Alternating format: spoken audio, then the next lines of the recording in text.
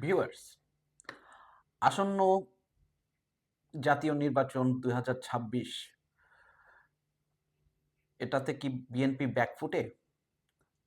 কারণ Reuters, Washington post, BBC এগুলো বলছে, এদের জরিপে বলছে জামাত নাকি সরকার গঠন করতে যাচ্ছে এবং এর জন্য আহ, America, Europe, UK, China, Turkey, Pakistan এরা সবাই জামাতের সাথে গুড রিলেশনশিপ তৈরি করার চেষ্টা করছে। কিন্তু কেন জামাতের এই উত্থান? কিছু জরিপ বলছে বিএনপির এই ব্যাকফুটে যাওয়ার কারণেই জামাতের এই উত্থান।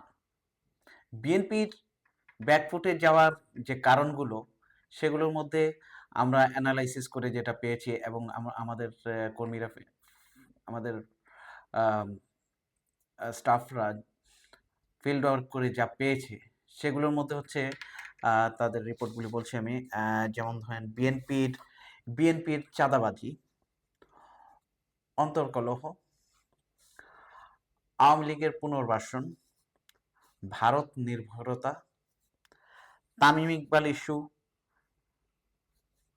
মুস্তাফিজ ইস্যু, বিদেশি ভোট।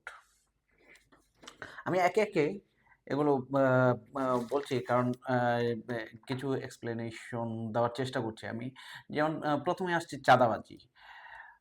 ৫ই আগস্টের পর থেকেই বিএনপি চরম হারে নাকি চাঁদাবাজি শুরু করেছে দেশে।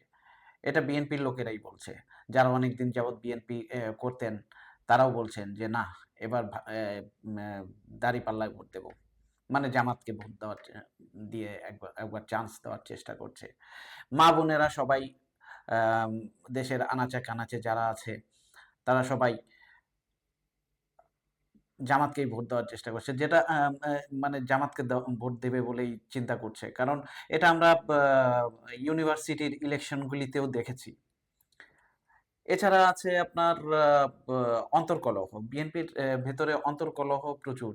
ইলেকশনে তারা মানে বিজয়ী এখনো হয়নি, তারা এখন বিভিন্ন পদ ও পোস্ট নিয়ে দৌড়াদৌড়ি করছে।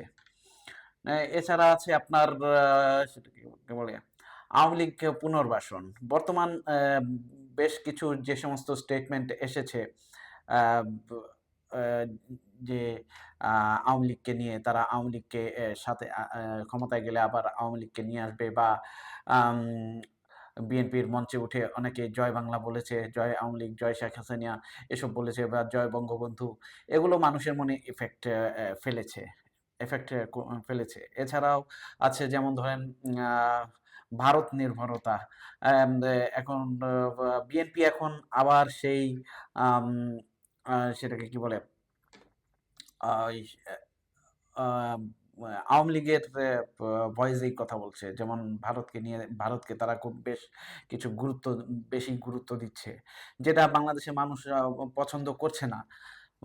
এছাড়া আছে আপনার কি বলে, ইদানিং মুস্তাফিজুর রহমানের যে ইস্যুটা হলো বাংলাদেশে ক্রিকেট নিয়ে, বা বাংলাদেশে ক্রিকেটে বয়কট করলো, বাংলাদেশ বিশ্বকাপ বয়কট করলো, এর মধ্যে তামিম ইকবাল কিছু স্টেটমেন্ট দিয়েছেন। সেক্ষেত্রে বাংলাদেশের দর্শকদের এগেনস্টে গিয়ে বাংলাদেশের লোকজন তামিম ইকবালকে বিএনপি পন্থী লোকই মনে করে। সেক্ষেত্রে বাংলাদেশের মানুষ আরও খেপেছে এই ইস্যুটাতে। কারণ সারা বাংলাদেশের মানুষ একদিকে ছিল, এবং তামিম ইকবাল অ্যাকচুয়ালি মানে স্টেটমেন্টটা দিয়েছে আহ, বাংলাদেশের এগেনস্টে, বা বাংলাদেশ বা ভারতের পক্ষেই, বা বিসিসিআই এর পক্ষে। এটা বাংলাদেশের মানুষ ভালোভাবে নেয়নি। এছাড়া আরেকটা রিজন হচ্ছে যে এবার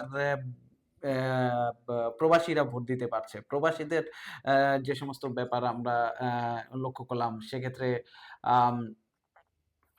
99% প্রবাসী ভোট জামাতের পক্ষে বা এনসিপির পক্ষে পড়েছে। তারা বিএনপি বা আওয়ামী লীগ কাউকেই দেখতে চায় না। দেখা যাক বিএনপি এই ব্যাপার থেকে উতরিয়ে উঠতে পারে কিনা। তাদের ওল্ড স্টাইলের যে পলিটিক্স সেগুলো ভেঙে নতুন কিছু করতে পারে কিনা আমরা সেদিকে খেয়াল রাখবো। যদিও এখনো এটাই ফাইনাল কিছু না। ইলেকশনে কে জিতে কে হারে সেটা কিছুই বলা যায় না। তবুও আমরা আশা করব বিএনপি কামব্যাক করবে। ধন্যবাদ সবাইকে।